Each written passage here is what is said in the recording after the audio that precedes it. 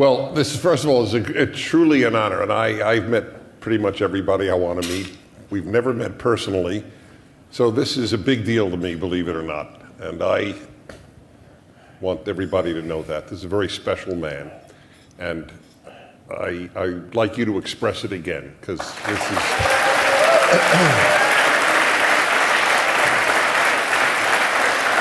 And I want you to know, because I promised you, and I did this when we've been on the radio, you hear him so eloquently on politics and on the presidency and the Congress and so on, but the man's thoughts fascinate me.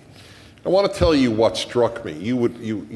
If you had to guess what most moved me of anything you've ever written, I don't think you could. When you took a position defending George W. Bush on embryonic research. Now, you even wrote, and you almost never make reference to your physical condition, to your paralysis. You said if anybody should have an interest in stem cell research with embryonic stem cells, it's me. But George W. Bush wrote one of the most thoughtful presidential ideas on this matter. It was moral, and we have to think morally. Is that a fair synopsis of what you wrote on that issue? Well, I remember hearing the speech. It was August 2001, a month before 9/11. It was his first national address, and it was the most striking presidential address I had ever heard for this reason. Whenever a president makes a national speech, he wants to persuade the country of something. And you'll notice in any speech on any subject, they will begin the argument by trying to create a straw man on the other side, or to run down the other side of the argument because you want to convince the country. If you ever go back to this speech, I remember it well because I was watching it with my family in a motel room in Cape Canaveral. We were there for a launch because we didn't have a lot else to do at night. And we're watching the speech, and Bush presents both sides of the argument so fairly that with 5 minutes to go, we didn't know which way he was going to come out. You will never have a presidential speech where with 5 minutes to go, you don't know which way. It was the moral honesty of that speech that really impressed me. Now, he did come down, drawing a line on I believe that it's okay to use discarded embryos from clinics. He didn't, but he came out with a slightly different line. I respected where he drew it. It was reasonable, not where I would have done it. And he went up against huge amounts of abuse as the man who stopped this stem cell research. He didn't. He allowed it to continue with these other stem cell lines. The other part that just made me crazy was the promises made by Democrats in the previous, no, it wasn't in the previous, it actually came later. So they managed to get Nancy Reagan to buy into this, that it might have helped her husband, which it wouldn't. I mean, of all the things that will help Alzheimer's, stem cells is the last. I can tell you that as a physician and as somebody who served on the President's Council for Bioethics, where we actually asked Alzheimer's experts about it. It was a complete phony. But they sold the grieving widow on this, which in and of itself is immoral. But they would make these promises that if we could only do stem cell research. And John Edwards, in the 2004 campaign, actually said that if John Kerry had been president, Christopher Reeve would be walking today. Well, that was it for me. Because look, I'm a doctor. I was injured when I was a medical student. I know the biology of this stuff. And yes, one day, perhaps stem cells will do it. But it's not going to happen in my lifetime. It's not going to happen for 10 or 20 years. And it is criminal to give young kids who get hurt and who are praying for a cure and desperate, to give them the false hope. I gave a speech once to researchers on spinal cord injury. And I gave a personal speech. I never do this. I don't talk about it in public. But they were specialists. And I said, every year I read about a cure for Swiss mice with spinal cord injuries. There are armies of Swiss mice walking around, but it's never developed, and I don't know, something about the air in Switzerland and about the mice in Switzerland. And they all started to laugh because they know these stories come out every year, every 6 months, the false hope. And for a politician to exploit that was just unconscionable. And I remember, when George W. gave his speech, I thought that was honest, non-exploitative, in a really quite sophisticated way. He got zero credit for it, but he should have. And perhaps one day he will.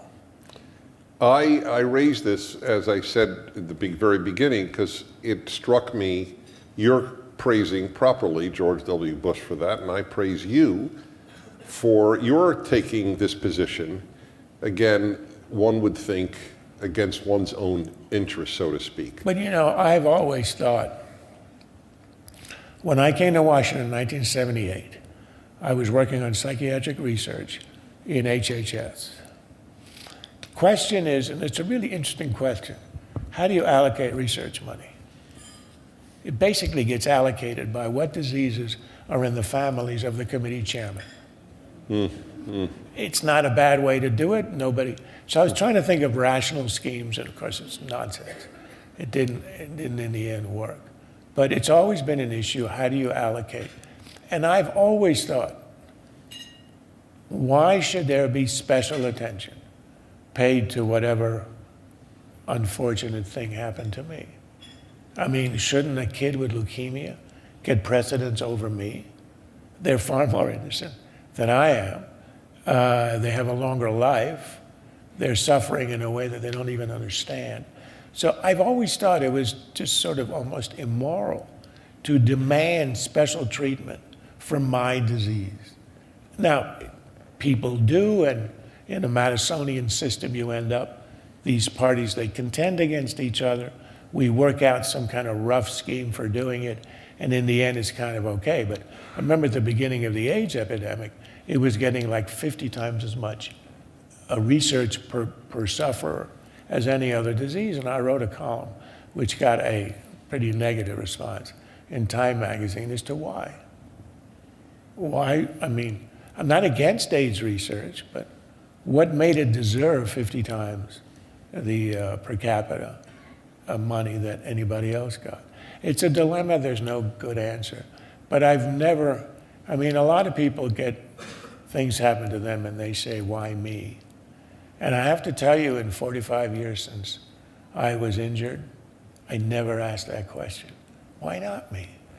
I mean, everybody else suffers in their own way, some visible, some aren't, some a lot worse than me. Why should I be exempt? So that question, I think, infects a lot of our thinking about this. And it's, there's a cosmic lottery, and our numbers come up every once in a while. And you take your number, and you get in line, and you do what you got to do. Well, that's what so struck me. I mean, I do an hour every week on happiness, and I wrote a book on it, and today's was about self-pity. And there's a great line, I don't know if you know, from 12-step programs, which I cited.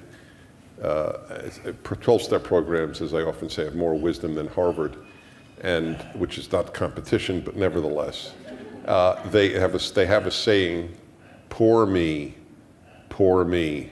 another drink. That if you say pour me enough, that's what it leads to. I have a one-step program. Yes, and what is that? Give up hope at the very beginning.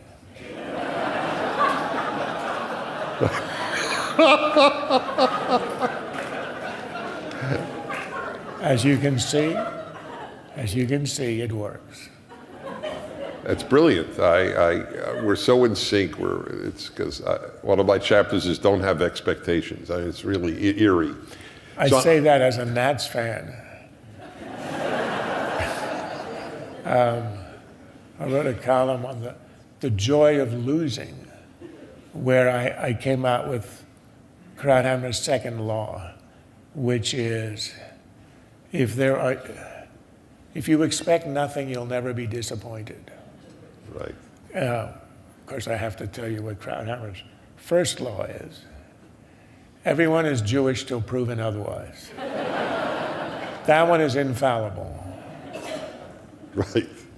So I'm going to jump around to a number of things. We met originally, so to speak, through the radio, and I was rather touched that you. It's so long ago. It was before I even had a national show. It was only on in L.A. This was as a result of your brother listening to my show. And I never met him, but I did read what you wrote about your brother who passed away.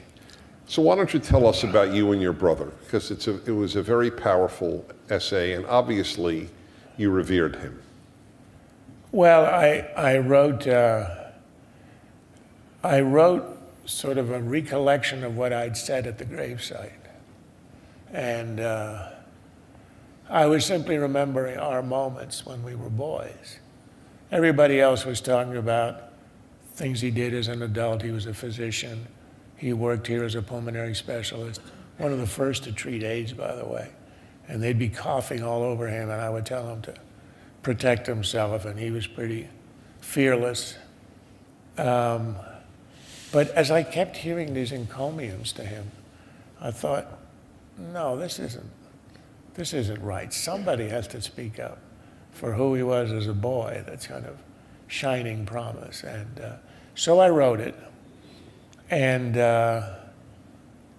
it had quite an impact. I got 2,000-3,000 letters, most of them handwritten, some of them with tears on them. I mean, that was not my intent. And then when it came time to putting together this compilation of essays from my book, forgive me, I get a little bit sacrilegious here, but I wanted to start the book with my favorite all-time column, which was in defense of the F word. You remember when Dick Cheney unleashed the F word at Senator Dick Durbin on the floor of the Senate because Durbin accused him of making money on the Iraq War or something. And all of Washington was at Twitter, very upset about this lack of decorum. So I thought somebody had to defend the F word, used properly, in the right circumstances. And then I gave a bit of a discourse on the various forms, the 2-word variation and the 3-word variation. So it was sort of a scholarly article. Anyway, so I said to my publishers, my favorite column, I want to start the book with that. And they said, we don't think that's a very good idea. They were right. I was wrong. I don't like to write personal stuff, and I've been writing for 35 years, and we were only able to find 3 or 4 columns that were personal. But that was one of them about my brother. One was about a mentor I had in medical school who helped me get through my injury. It's the only time I think I've ever written about it. And a few others. So it's not my forte. And you brought out far more of it than I think I have ever talked about in public. But I would urge you, when you get the book, skip the early stuff, go to the defense of the F word. It'll make me happy if you do. Okay. Now, I'm curious, how, I think I know the answer, but I'd still like you to answer, and I may well be wrong. So you won the Pulitzer Prize, which is the highest award in American journalism. How, if at all, A, how did you react immediately? And B, what impact has it had on your life? Well, the initial reaction is, and everybody has it, I now know what the first line of my obituary will read. It's, Charles Krauthammer, Pulitzer Prize winner. Died horribly last week. No. It's just going to be in the first line. It had no effect, I think, that I can tell. I'd already I was already doing things that I'd never thought I would do. I was very happy with where I was. I continued doing what I was doing my column, doing longer pieces in magazines like The New Republic, doing a few speeches here and there. I don't think I was doing television yet.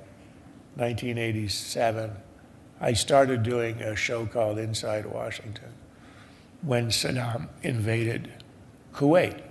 Thank you, Saddam. It was the beginning of my career because I was one of the only people around who knew anything about the Middle East at the time. We all learned about it since. So no, it didn't really affect me, but it's sort of nice to have, all right, I'll give you one personal moment, and then that's it. We're done with personal stuff. My dad had always wanted me to be a doctor. We're a family of doctors, and I was sort of ambivalent between that and political philosophy, which is why I went to Oxford to study political theory after college rather than going straight to medical school. But I was accepted. I applied because he insisted, and I knew it would please him. So I was accepted to medical schools, and then I impulsively changed from political theory at Oxford to go to medical school. That was fine. So I get to medical school, and I do my residency, and I'm doing okay. And then I quit to become a writer. Now, my dad, who's a very practical man, but extremely wise, had his worries about that, but never objected, supported me all the way, but was apprehensive. It was not exactly a stroke of upward mobility to go from being a physician to being a scribbler. But, he was fine, and he sort of wanted me to pursue what I wanted to do. In fact, I remember the first time I ever did television, I did Nightline. It's about a year or two after I started writing. And I came home at midnight, phone rings, it's my dad. You were great on television, but why did you let him call you Mr. Krauthammer? After all, he'd paid the tuition for the 4 years of medical school. So the story does have an ending. It's 1987. The Pulitzers are announced in April. My father is dying of cancer in New York. I go up to see him, and it happens to be the day of the Pulitzer dinner. And, it was a lunch. August Wilson was one of the other winners. So we have the Pulitzer lunch, they give me the plaque, and I go right to the hospital to see my dad. And I go into his hospital room, and I show him the plaque, and there's this huge smile on his face. He calls in all the nurses, he shows them, my son. And that was sort of the capstone for my writing career until then. I left, I said I'd be back in a few weeks. He died, I never saw him again. That was the last time I saw him, and it kind of completed the circle. And he felt I was going to be okay. So it was a wonderful coincidence, a wonderful moment. And I'm glad it happened in the last days of his life. It's a very beautiful story.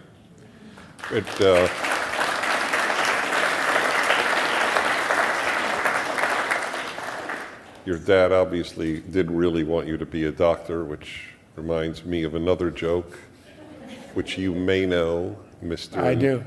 and Mrs. Norman Ginsburg are proud to announce the birth of their son, Dr. Ira Ginsburg. Is that the one you knew I'd say? Yes. Don't worry, we can do shtick all night. Yeah, no. It was irrelevant. I'm going to take that as a challenge. Yeah. So I want to tell you, you can't know, you wouldn't know this obviously, but there is an excerpt I play from you, because I talk a lot about non-political stuff, and your answer, which I must admit I not only loved, but I was surprised by it. When I had assumed you were a secular man. I didn't know if you were an atheist, agnostic, believer, but I thought you were a secular man. And I asked you what you thought of atheism, and you blasted atheism. with language. You said it, I mean, I'm just paraphrasing now, one of the most irrational doctrines you have ever encountered. And I was so proud of you, I can't tell you. So why don't you elaborate on that for everybody who might have missed it? Well, I am uncertain theologically, but the one theological view that I find the least logical, the least plausible, least human, is atheism. Simply because there's no way one can be aware of, first of all, the glories of the universe, but even one's own consciousness, which is sort of where you start, where Descartes starts. And believe that this, I mean, what do you believe if there's no animating first principle? That it always existed? What does that even mean? And then to say it's self-creating, that doesn't mean anything either. There's nothing in our language that is remotely plausible that would articulate an atheistic point of view. There's, my view is, there's something there. I have no idea what. I don't believe the human mind is capable of understanding what's there. I think Newton once described what we are as creatures as a snail on the shore of the ocean trying to figure out the tides. We simply don't have the capacity to understand that's something. Einstein talked about it to some extent when he spoke about God, but metaphorically. He didn't, think of a guy in heaven with a beard, but Einstein talked about it, and he had, it's not that I have the same theology as Einstein, it's that I have the same respect for our ignorance, intrinsic ignorance, and the terrible truth out there, whatever it is. I was once asked if I believe in God, and I said, I don't believe in God, but I fear him greatly. And those, I won't use the word. So headline, whatever paper it was, quote, I don't believe in God, Charles Krauthammer. So I called and said, wait a minute, you can't truncate that sentence. The second half defines the first half and is meant to express this kind of uncertainty, but awe. I mean, it's a sense of awe about the universe, not having a system to explain it, but knowing that we cannot believe that there's nothing beyond us, which is what atheism is. So I got them to issue an immediate correction, because they were getting tweets like, yes, I knew it, of course he's an atheist. I mean, who else? And they'd go on and on. But to me, it means, and the thing, perhaps in the end, it's kind of filial piety. My father was a believer, and I deeply respected his religiosity, which I didn't share beyond age, I think, 15 or 16. But it didn't matter. What mattered was that he lived a wonderful life, guided by that. And as a result of that, I've always had this enduring respect for people of faith, even though I don't share it. And I think that that could be the most lasting impact he's had on my life. But I don't fully see how you really don't share it. I mean, doubts is one thing. Almost every believer I know has doubts. So why aren't you a believer with doubts rather than a non-believer? Because you'd ask me, what am I believing in? And my answer is that there is something in the universe far beyond our understanding that explains origins, explains mechanism, and that we cannot possibly ever understand. All right, so let me give you a hard time. So do you believe that this something out there created the universe? I believe that the Big Bang happened. I believe that argues for a creator. No, it doesn't. It argues for the fact that our mind is incapable of understanding how this might have happened. I've read Steven Weinberg, the great physicist, on the first 3 minutes, in which there are very sophisticated theories in physics that explain this as a result of field equations, as a result of an inevitability of these equations, to which the question then becomes, well, where the hell did the equations come from? Exactly. No, I understand that. This is infinite regression, to which, to me, there's no answer. So I have no certainty as to what all I know is I will never understand it. It's not an object of worship for me, but it is a source of awe. Okay, so I'll ask you this. Do you hope there's a God? I tremble at the thought. I don't see a logical reason why the God or whatever is there is necessarily all good. I mean, there are religions in human history that are very Manichaean, where there are, look at the Romans and the Greeks. They were not stupid people.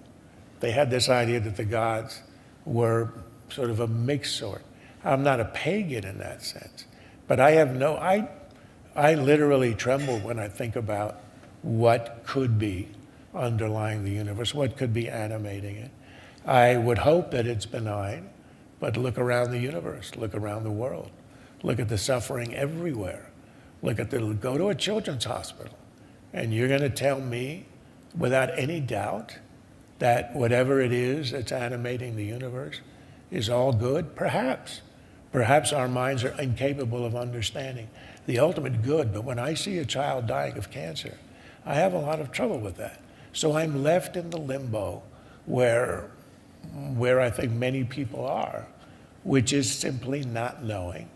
Doesn't mean I don't hope, it doesn't mean I don't fear, but I certainly don't have this happy belief that it is all well and good, we'll all be taken care of in time. And you know, Judaism is fairly ambivalent about that. You go back to the 5 books of Moses, there's no mention of afterlife. The Lord of the Old Testament is a pretty tough guy. And there are a lot of, you can ask a lot of questions about the actions that God takes in the Old Testament. I mean, Moses and Abraham were fighting with him the whole time. So even Judaism has this kind of respect for complexity. And that's where I'm left. Limbo, complexity, and it's not a happy place, but, I can handle it. But let me tell you, there's no comfort there. There's zero comfort. It's all contingency. By the way, it's a great ad for my Torah study with you tomorrow. Bible study is on the afterlife. So this is, I'm not going to say a word, but this is wonderful. Isn't the phrase in the Bible on the death of the patriarchs the most touching? He was gathered onto his fathers. Mm-hmm. They say that when Isaac dies. Mm-hmm. They say it when Jacob dies. To be gathered onto your fathers. There's nothing sentimental about that. There's no promises about that. It's simply gathered onto your fathers, which, is this sort of this subdued acceptance. And to me, again, complexity and maybe not doubt, but indeterminateness. One of my other favorite answers that you gave me, this was very impressive because it showed the speed of your mind. And I really got a big kick out of it. I don't even know if you'll remember once again. I asked you, since you're Canadian by upbringing, by birth and upbringing, what's the biggest difference between America and Canada? Do you remember the answer you gave me? No idea. Exactly. Well, I do, and it was awesome. You said that you could see the difference in the mottos of the countries. Now do you remember? I got it. Yes. Okay, go ahead. It's, first of all, I'm not Canadian. I never have been. Born in the U.S. Oh, I didn't know that. Mount Sinai Hospital in New York City. You can check the records when... We would like to see your birth certificate. I mean, the rumors about Kenya are simply not true. And I moved to Canada when I was 6, prudently bringing my parents with me. Yes. And left Canada when I finished college when I was 20. So I had a wonderful 16, but here's the difference. It's amazing. And it's very clear. In the great documents, ours, of course, is the Constitution, and the Canadian is the BNA Act of 1867, which was the act of Parliament that granted essentially independence to Canada. So in the U.S. Constitution, well, no, it's in the Declaration. Declaration. What's the goal of our union? is life, liberty, and the pursuit of happiness. In the BNA Act, if you go back, look it up on your Twitter machine tonight, it says that the purpose of Canadian Confederation, it brought together the 10 provinces, I think there were 10 at the time, was peace, order, and good government. That comes with a snoring machine. Yeah, it's at the New Republic, we once ran a contest, boringest headline in the world ever. And the winner was Interesting Canadian Initiative. Now, Canada is peace, order, and good government. Yep. And us is this crazy wilderness, Wild West pursuit of happiness. It's the perfect. No, it was terrific. I loved it. Peace, order, and good government versus life, liberty, the pursuit of happiness. Which is more animating? Where would you rather live? Yeah. Well, Canadians would say in Canada. I think they love the quiet. I read, well, that's because it's so damn cold there. If it were loud, it would be intolerable. Where did I read somebody wrote that after the election, all these people fled to Canada until the Canadians complained that there was a kale shortage.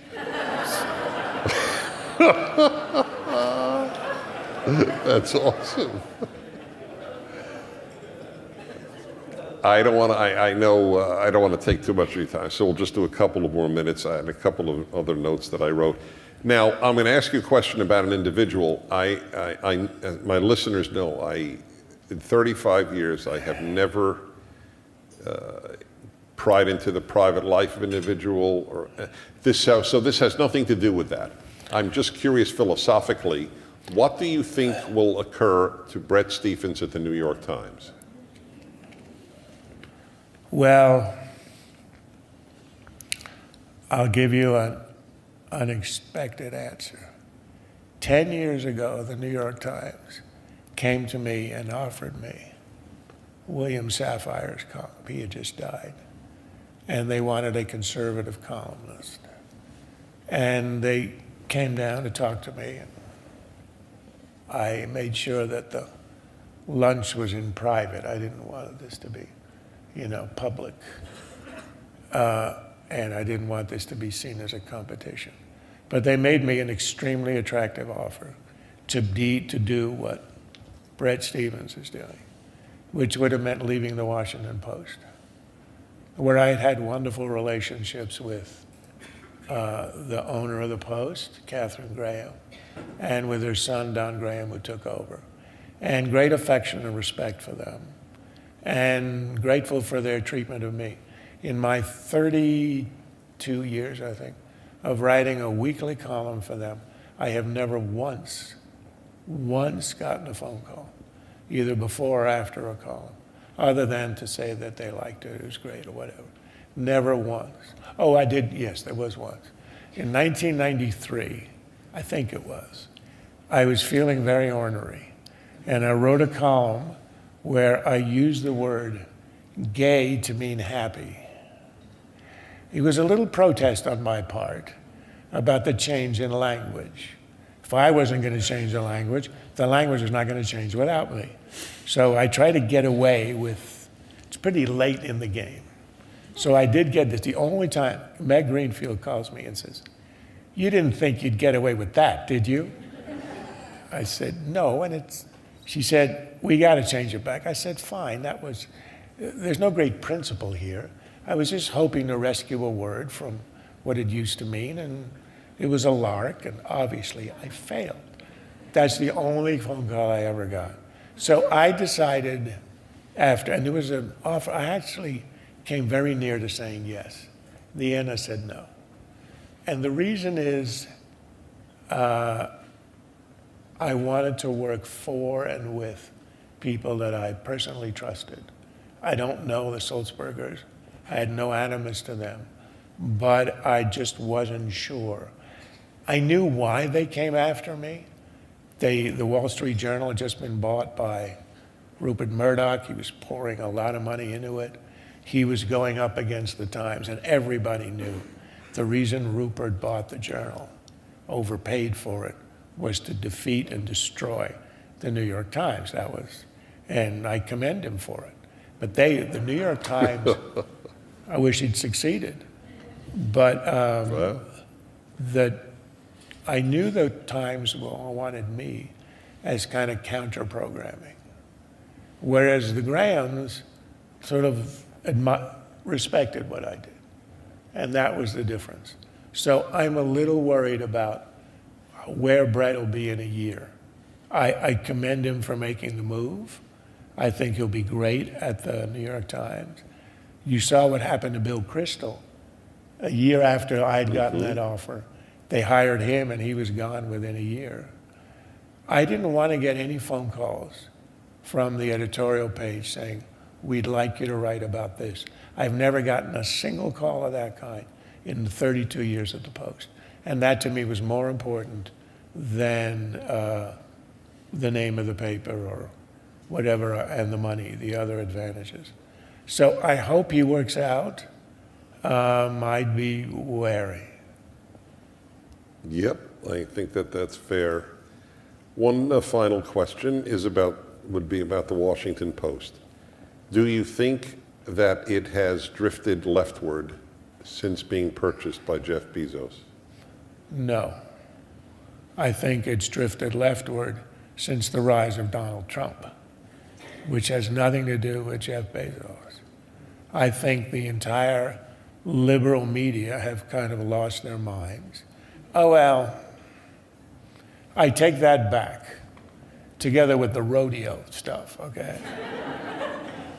No, the Trump derangement syndrome has seized the land. And I think the Post has done great stuff. They won the Pulitzer Prize for looking into Trump's so-called charitable givings, and that was great. But the Times, the Post, the networks, news magazines, I think their coverage has gotten, they're always liberal. They're always biased against conservatives. It's like the sun rising in the east, get over it. You know, Ronald Reagan was elected when there was no internet, there was no Fox News, there was no talk radio, there was none of this. He was elected in an atmosphere of complete monopoly domination by liberals.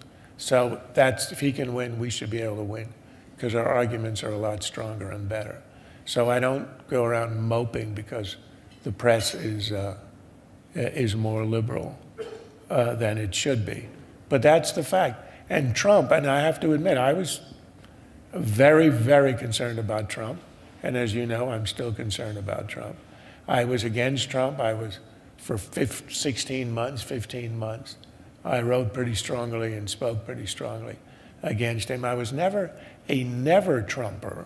I was a not Trump, because the day he gets sworn in as president, he's my president of the country. I love my country. I want it.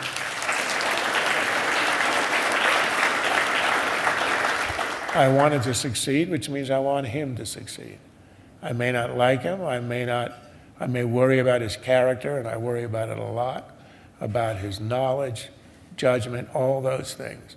But it's not never Trump. He's the man. He's there. He won it fair and square, and you got to respect that and hope that your country does well, which means you got to hope he does well. So I'm an umpire. I call the balls and strikes as I see them, and I don't go around reminding people that for 16 months I thought it'd be better if somebody else, some other Republican, had won the nomination, which I said at the time. But that was for then, this is for now. No, I don't think that the Bezos, I think he's improved the newspaper tremendously. He's given it a whole new life, invested huge amounts in resources, in research, in new hires, to the point where the paper's become world-class again. But I must say, like just about all the other media, the news coverage is so heavily anti-Trump that if I were running the papers, I would alter some of that. But, on the other hand, they've given editorial writers, opinion writers, completely free hand to do what they want, which I think is the way to run a paper. So no Jeff Bezos. Yes, it's Donald Trump. By way of thanking Charles, I'll just tell you, at the table seated next to him, I said, how often do you get to the West Coast? He said, rarely.